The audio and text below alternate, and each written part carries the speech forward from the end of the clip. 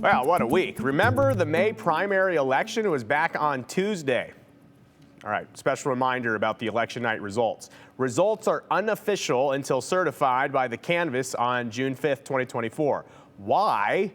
Well, results need to be audited to make sure they are accurate. Human-run elections, they do leave room for some human error. Errors, though, that are caught by the review and audit process. So a few things that we want to report to you.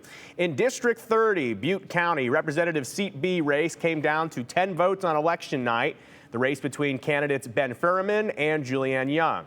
Upon review, an error was found. Idaho Secretary of State says that Butte County uses a hand count tabulation, and the discrepancy was because of a data entry error during the manual entry of the results into the state election results reporting system. So the actual result came down to only 2 votes. Results remain unchanged. Furman wins the race, but that 2-vote margin is slim enough for a recount. Idaho law allows the candidates in the District 30 race to request a free recount after the results have been canvassed on June 5th. And I'm sure you can guess how I want to end this story. You can say it with me at home. Every vote counts.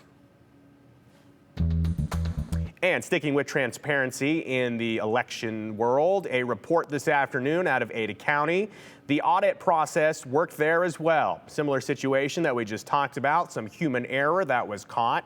Ada County Elections shared with me this afternoon that during their review process, it was found that a slight human error omitted 33 ballots total. So some of those were Republican primary ballots, some of them were Democratic primary ballots. The Ada County clerk says that the ballots were properly scanned on election night, but due to human error, they were not uploaded directly to the results page. So none of the results are changed as a result of the correction, but still, it's crucial to know that human-run elections have some human error.